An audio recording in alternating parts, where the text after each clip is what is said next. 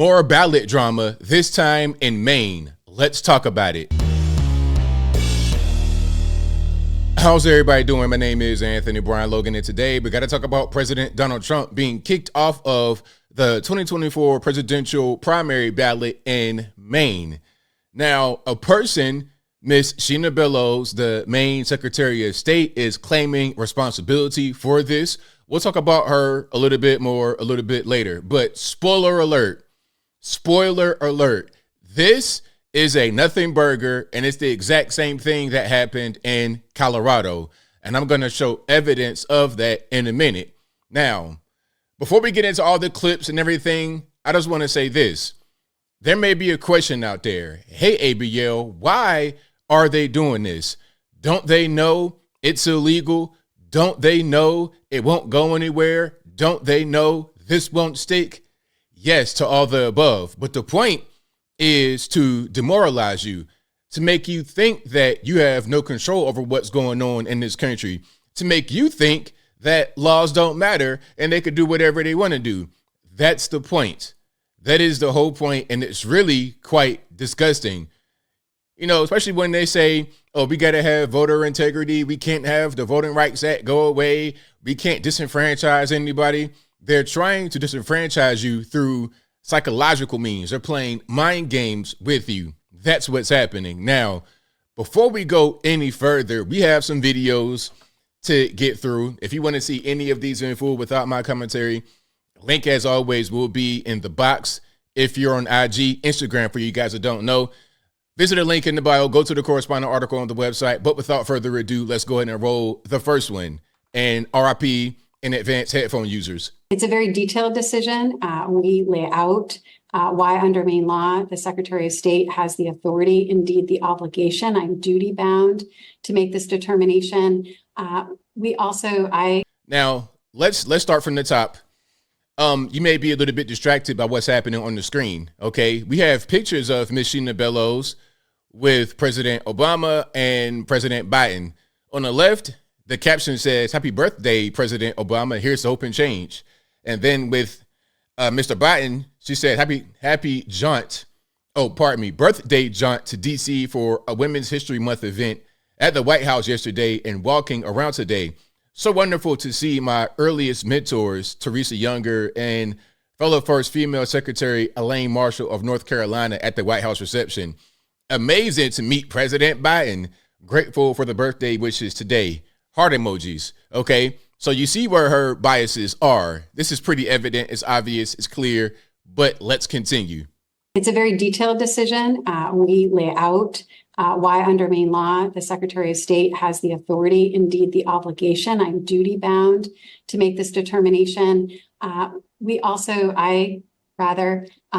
out that the record demonstrates that, in fact, the events of January 6, 2021, which were unprecedented and tragic, were an insurrection in the meaning of Section 3 of the 14th Amendment. So in case you guys are not really understanding why Trump was kicked off the ballot, or why they're trying to in Maine and why they tried to in Colorado, is because they're trying to say the 14th Amendment prevents him from being able to hold office because he was involved with the insurrection.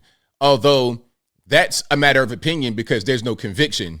Okay. If someone is accused of doing a thing, they are innocent until proven guilty, not the other way around. At least that's the way it should be in this country, but I digress. And finally, in reviewing the facts presented, the evidence, the law, the history, we determined under Section 3 of the 14th Amendment that Mr. Trump engaged in insurrection and therefore was disqualified. Now, I have to say, not only is this an incredibly important decision, but it's a very brave decision. The Trump campaign has already come out attacking you. They have said that you are a virulent leftist and a hyper-partisan Biden-supporting Democrat. First and foremost, it's important to know my oath to the Constitution, my obligations to the Constitution and rule of law come before any other consideration. No other factors could weigh on that decision and did not.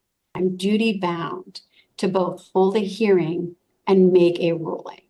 And under the law, there's a very compressed timeline in evaluating this I came to the conclusion that I could not, unfortunately or fortunately, wait for the United States Supreme Court to make a decision. The Maine law required me to issue that decision, which I did today. I smiled because we were number one in voter turnout per capita in 2022. So you're number one in voter turnout in 2022, but now you want to try to do a thing that's going to disenfranchise at least half of the electorate, reducing the turnout. Does it make any sense? No, it doesn't, especially when you don't have the law on your side. And we're going to get to that in a minute. Really proud of that. And we have a really strong framework of election laws that encourage citizen participation. We have same-day voter registration. We have no excuse absentee voting up to 30 days prior to election day. We make it really easy to register to vote, to cast your ballot, and know your ballot will be counted. And we're really proud of our national leadership in voter participation and citizen engagement in elections and in the democratic process. So that is Sheena Bellows, the Secretary of State for Maine, who claimed responsibility for this. She says, I did it. I'm the one. Blame me. I take responsibility. So, all right. Now, let's get to some more here. This is CNN, and they're going to give their opinion, their expert opinion about the legalities of what's happening here. Again, this is CNN, not Fox News, not me, not another conservative commentator. CNN, check it out. Were the processes, were these hearings fair? Did they comport with due process? And I think there's a question there with regard to what Maine did, because if you look at the hearing, and she details this in the ruling, they heard from one fact witness, a law professor. She based her ruling on a lot of documents, but also YouTube clips, news reports, things that would never pass the bar in normal court. She's not a lawyer, by the way. It's a smartly written decision, clearly consulted with lawyers, but this is an unelected. She's chosen by the state legislature. She's elected by the state legislature. Chosen, elected by the legislature, but not democratically elected. Not a knock. That's just the way it's set up in Maine. And this hearing, look, it doesn't have to be a criminal trial. We don't have to have all the protections. But I think the argument you'll hear from opponents is, one, not up to the states to do this. This is why we have all different decisions from all different states. And two, the procedures were not up to snuff. Very well said. Shout out to him.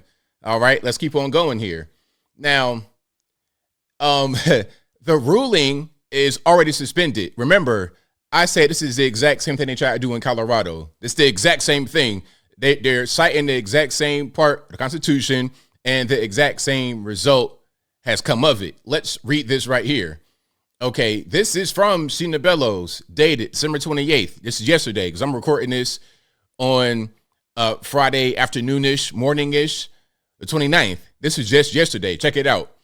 It says, given the compressed time frame, the novel constitutional questions involved, the importance of the case, and impending ballot preparation deadlines, I will suspend the effect of my decision until the Supreme Court of the United States, I would suppose, rules on any appeal or the time to appeal under 21A section 337 has expired.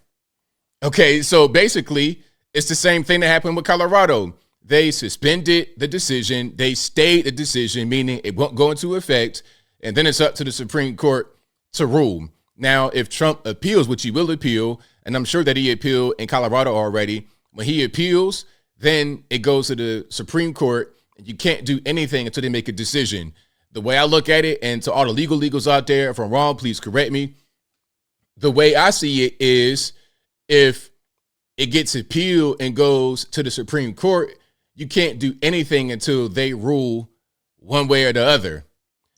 Meaning, if they don't rule, if they just ignore the case, then he must still be on the ballot. Again, this whole thing is a big fat nothing burger. Now, I believe I have one more clip here.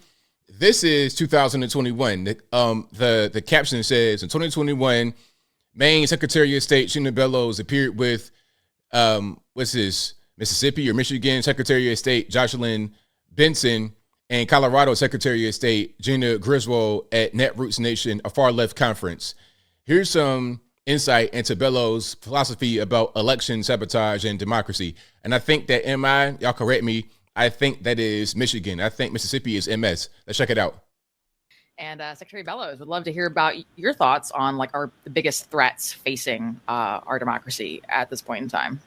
Well, what Secretary Griswold just said and named is something that was unimaginable 2 years ago or 10 years ago, and that is election sabotage.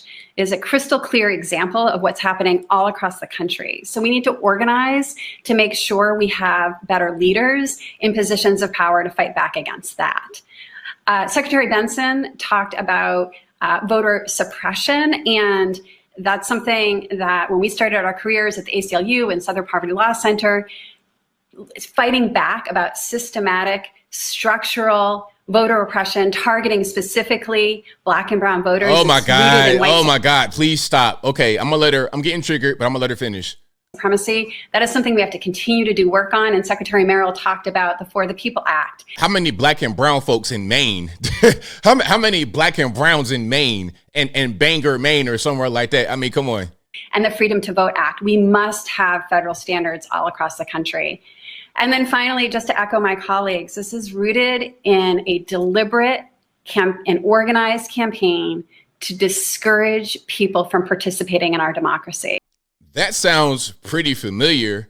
That sounds very familiar, Miss Sheena Bellows, discouraging folks from participating in our democracy. Isn't that what you're doing with this case, which you know has zero legs, which anybody who is a paralegal at best, who has studied any kind of law, understands your case has no legal standing and it's just there to discourage people from voting, to demoralize them, to make them not show up for election day, for the primary election? It is an attack on our very democracy itself, because when everyone participates, everything that we care about, social justice, climate justice, economic justice, we win. Those on the other side are trying to discourage people from participating. That's what this really is about. We have to fight back to protect our democracy, to protect everything. All right, there you have it. That is Miss Sheena Bellows, or Sheena, whatever, tomato. She is Maine's Secretary of State, and she's the person that attempted to get Trump off the ballot, although, as you saw, and I'll link to an article that has the letter and everything else, the actual reporting on it, a Reuters source. You saw that her own decision has been suspended. It's been stayed, so it won't go into effect. It's going to go to the Supreme Court, and they're not going to rule in her favor. Same way that this whole thing played out in Colorado. But as I close, I want to say this. This whole thing, big fat Nothingburger, it's just an attempt to demoralize you so you won't go to the polls on the primary election day. So maybe you vote for Nikki Haley. You see they're trying to push her out there in the front, and she's stumbling and bumbling just as bad as Ron DeSantis. They want you to vote for somebody else in the primary. See, this is the real quote unquote rigging, trying to change votes and things of this nature. That's not really happening. And if it was, why would they go through all this nonsense to try to get Trump off the ballot? It seems like a lot of effort when that wouldn't be required if you could just change the votes, obviously. But I think I'll leave that right there for now. And what say you? What's your take on what's happening here? Do you think it's a big Nothingburger? Do you think it's an attempt to discourage and demoralize the American people from participating in elections? Whatever your thoughts are, let me know in the comments below. You guys know where I'm at. This was really silly, and I didn't even want to really do the story, but I had to because people were talking about it and they're asking me about my opinion on it. So here you are. I knew this would go nowhere. The same as Colorado and any other state trying to do the same thing. I think there was an effort in California, which Gavin Newsom didn't like, interestingly. But any other state that does this will have the same result. They don't have a legal leg to stand on. It won't hold up in court. It's very simple. But whatever your thoughts are, please let me know in the comments below. And that's all I got to say for this video. If you like what you heard, please comment, rate, share, and subscribe. Peace.